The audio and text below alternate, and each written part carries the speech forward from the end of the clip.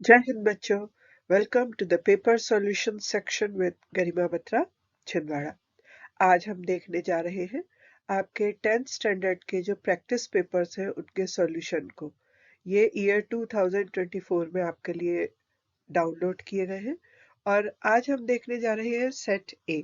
इसके अलावा आपको क्लास 10 के सभी लेसन्स के explanations, question answers, class 11th और 12th की दोनों सप्लीमेंट्री रीडर और टेक्स्ट बुक के explanations, question answers, grammar section, writing section जिसमें लेटर, ऐसे, report writing, article writing, letters, सभी चीज़ें आपको एक ही जगह पर मिलेंगी।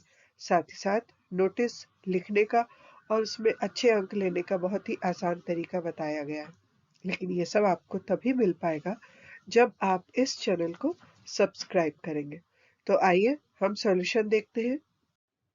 सबसे पहले है सेक्शन ए जो कि रीडिंग सेक्शन है, जिसमें आपको दो पैसेज है जिन पर बेस्ड क्वेश्चंस के आंसर देने हैं। तो सबसे पहला क्वेश्चन है, read the following passage carefully and answer the questions given below. इसमें आपको एक एक अंक वाले 5 प्रश्न पूछे जाएंगे। यह है I have been heard about से शुरू होकर गिव यू मैप्स शॉर्टकट्स तक। और अब इस पर बेस्ड क्वेश्चंस देखें तो पहला प्रश्न है, what did the salesman sell to the buyer in the story।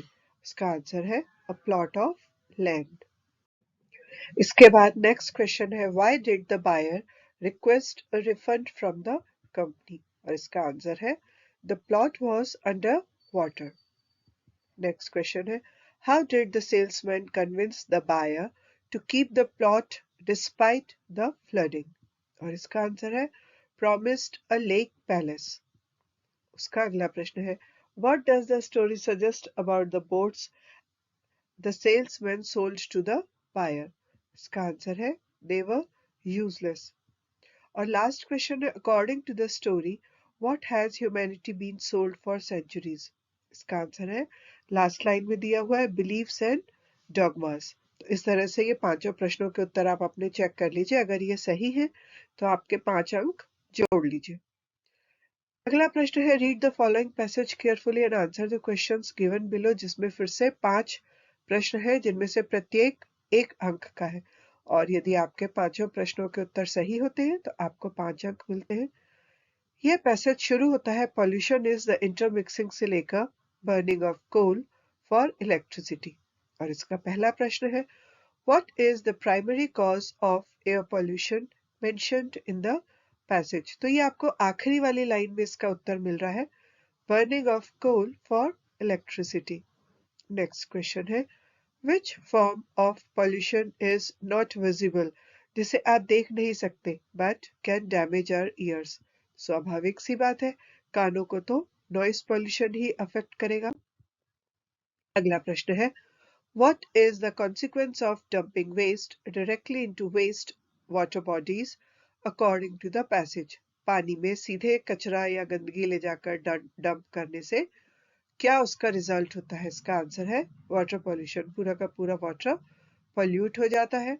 Next question है, what does the passage suggest about the human population in the context of water pollution। तो यदि वाटर पॉल्यूशन ऐसा ही रहा तो the human population will come to an end। और next है, what is identified as the main cause of air pollution in relation to vehicles। और इसका answer है toxic exhumes। जो चारों ऑप्शन है उनमें से the most appropriate option is toxic exhumes। तो आप अपने आंसर चेक कर लीजिए, यदि आपके पांचों उत्तर सही हैं तो आपके 5 अंक इसमें भी पक्के हैं। अगला क्वेश्चन नंबर 7 है, क्योंकि जो बीच के क्वेश्चंस है 3 वो नोट मेकिंग है, 4, 5 जो है वो आपके letter writing, poster, advertisement, notice, article writing है, जिसके ऊपर वीडियोस आपको इसी चैनल पर मिल जाएंगे। और पहला प्रश्न है ये जो ग्रामर का है, fill in the blanks choosing the correct alternative given in the brackets. तो प्रश्न है, her uncle is dash MLA. इसका आंसर हमें पता है कि एब्रीविएशंस में क्योंकि जो साउंड है वो कॉन्सोनेंट है इसलिए अन आएगा answer. Next, his grandmother died.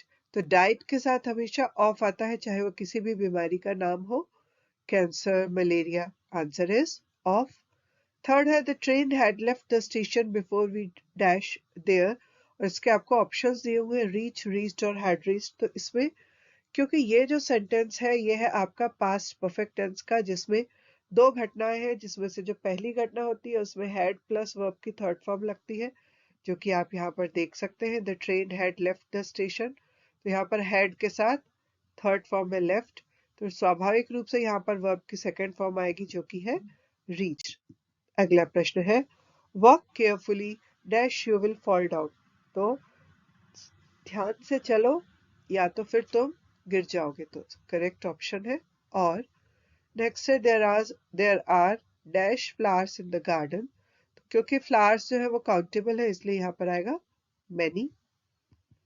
Next है we dash to respect your elders. तो यहाँ पर आप देख सकते हैं कि टू दिया हुआ है, तो टू के साथ ऑट आता है, ऑट के साथ हमेशा टू का उपयोग किया जाता है, so the correct answer is ought.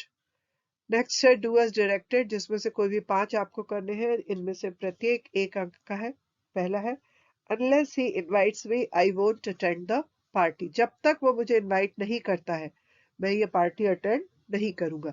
तो अनलेस जो है वो एक नेगेटिव है कंजक्शन जो कि कंडीशनल सेंटेंसेस में यूज होता है, और इफ जो है वो पॉजिटिव है। तो यदि हम इफ लगा के इसका आंसर लिखते हैं तो हमें या तो यहाँ से वोंट में से नॉट हटाना पड़ेगा, या पॉजिटिव वे में लिखे तो if he does not invite me I will not attend the party. यदि वह मुझे इनवाइट नहीं करता है तो मैं पार्टी अटेंड नहीं करूंगा। या इसी को आप लिख सकते हैं इफ ही इनवाइट्स मी, यदि वह मुझे इनवाइट करता है सिर्फ तभी मैं पार्टी अटेंड करूंगा। तो आप दोनों में से किसी भी तरीके से लिख सकते हैं। दूसरा है दे हैव मेड इट, और आपको इसको पास कंटिन्यूअस टेंस में चेंज करना है, जिसका कि स्ट्रक्चर है subject plus was were plus verb में आईएनजी प्लस ऑब्जेक्ट। तो इस तरीके से दे यहाँ पर जो है ये आपका सब्जेक्ट है, हैव जो है इसका हेल्पिंग वर्ब है, मेड मेन वर्ब है और इट ऑब्जेक्ट है। तो जब हम इसे लिखेंगे तो they were making it. Next है she is too tired to work, और इसे जब हम सो दैट का उपयोग करके लिखेंगे तो हम टू की जगह लिख देंगे सो टायर्ड और उसके बाद दैट लगा के she can not work. Next है he cut his finger change into negative. तो कट जो है ये इसके तीनों फॉर्म एक से रहते हैं, वो आपकी फर्स्ट फॉर्म, सेकंड फॉर्म और third form, cut, put, shut, hurt आदि। तो यहाँ पर यदि ये प्रेजेंट सिंपल होता तो ही के साथ कट्स होता, परंतु कट्स नहीं है, मतलब ये पास्ट फॉर्म है। तो ऐसे में हम क्या करेंगे डिड नॉट का प्रयोग लिख करके he did not cut his finger, इस तरीके से हम अपना आंसर लिखेंगे। नेक्स्ट क्वेश्चन है Anuj is playing chess change into passive. तो chess is being played by Anuj. Next है the boy is my best friend, और उसी का अगला सेंटेंस है the boy standing in the corner. तो ये एक रिलेटिव क्लॉज बनानी है हमें से, जिसमें रिलेटिव प्रोनाउन हु का प्रयोग करना है। सबसे पहले हम वो नाउन लिखते हैं जिसकी विशेषता है द बॉय, फिर हम रिलेटिव क्लॉज लिखते हैं who is standing in the corner, उसके बाद में आता है is my best friend. Next है answer the following question the dust of snow affected the poet by changing his mood from sad to happy. Next है according to Nelson Mandela what is a country's greatest wealth, और इसका answer है it's people. Third है Anne Frank wrote her diary while she was hiding with her family during the war. Or next, according to Amanda, freedom is sweet. Question number 10. Read the following extract from the prose and answer the questions. वो prose है the young seagull was से लेकर he slept at night तक, और पहला question है what happened when the young seagull ran to the brink of the ledge? He became afraid. Second है where did the young seagull sleep at night? The answer is under the ledge. Third है the word little means, यहाँ पर word little का answer है small. इसका भी है if strolling fought a beast, ये पोएम की लाइन्स है जो कि lep and lep again इस तरह से पोएम एक्सट्रैक्ट दिया हुआ है। अब इस पर क्वेश्चंस है। तो पहला है from which poem have the above lines been taken? इसका आंसर है how to tell wild animals, or who has written this poem? So the poet is Carolyn Wells. And next है what does the word beast mean? Beast शब्द का यहाँ पर क्या अर्थ है? And the answer is animal. I hope this video would be useful for you, और इस वीडियो की मदद से आप वार्षिक परीक्षा की तैयारी कर सकते हैं। तो बेस्ट ऑफ लक, एंड अगर आपने इस चैनल को सब्सक्राइब नहीं किया है तो अभी सब्सक्राइब कर दीजिए। Good luck.